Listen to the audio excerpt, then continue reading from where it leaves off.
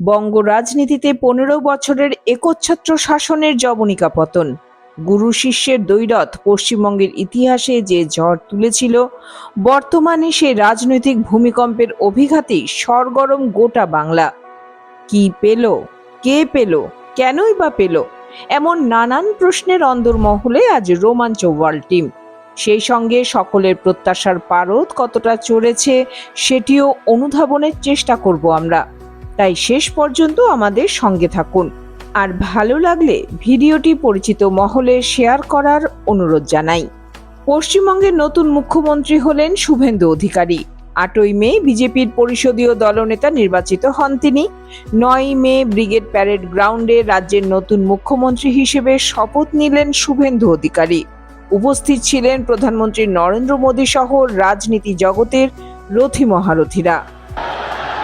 আমি শুভেন্দু অধিকারী ঈশ্বরের নামে শপথ করিতেছি যে পশ্চিমবঙ্গ রাজ্যের মুখ্যমন্ত্রী রূপে যে কোনো বিষয় যাহা আমার বিবেচনার জন্য আনিত হইবে বা আমি জ্ঞাত হইব, তাহা মুখ্যমন্ত্রী রূপে আমার কর্তব্যসমূহের যথাযথ নির্বাহের জন্য যেরূপ আবশ্যক হইতে পারে তদ্গতিকে আমি প্রত্যক্ষ বা পরোক্ষভাবে কোনো ব্যক্তি বা ব্যক্তিগণের নিকট জ্ঞাপন করিব না বা প্রকাশ করিব না।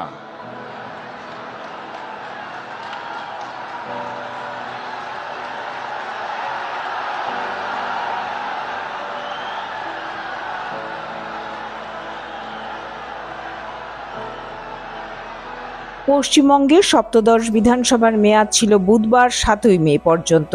সেদিনই লোকভবন থেকে বিধানসভা ভেঙে দেওয়ার বিজ্ঞপ্তি জারি করেন রাজ্যপাল। বিধানসভা ভেঙে দেওয়ার অর্থ হলো সরকার আর নেই।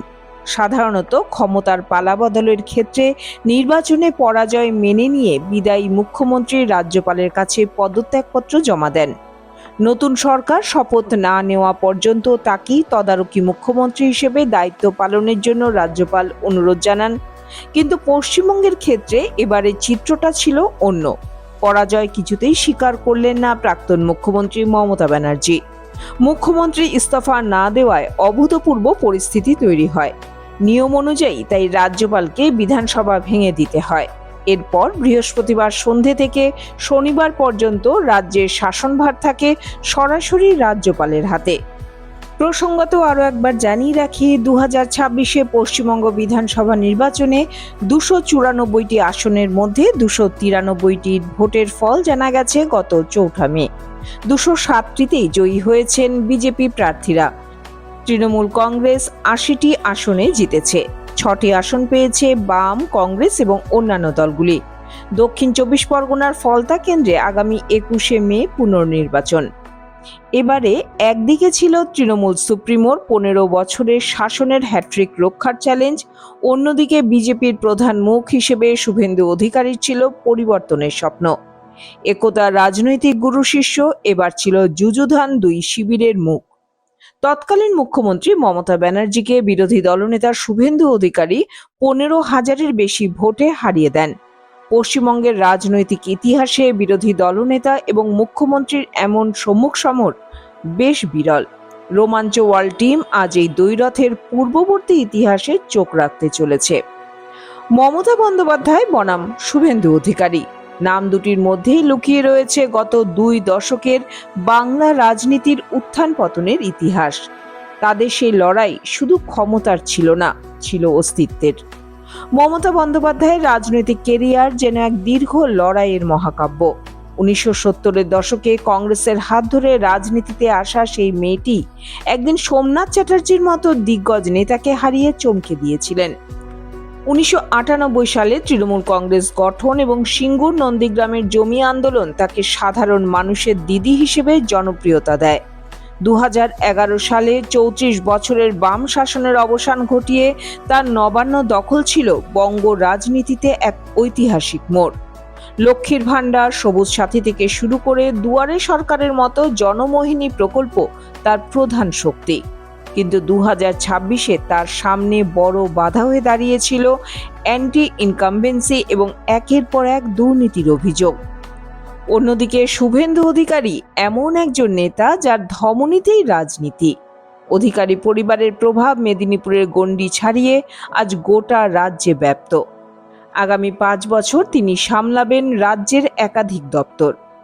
2011 এবং 2016 সালে তৃণমূল কংগ্রেসের জয়ের নেপথ্যে শুভেন্দু অধিকারীর সাংগঠনিক দক্ষতা ছিল, কিন্তু 2020 ডিসেম্বরে তার দলবদল, এমনকি 2021 নন্দীগ্রামে খোদ মুখ্যমন্ত্রীকে 1956 ভোটে হারিয়ে তিনি প্রমাণ করে দিয়েছিলেন দমে যাওয়ার পাত্র তিনি নন।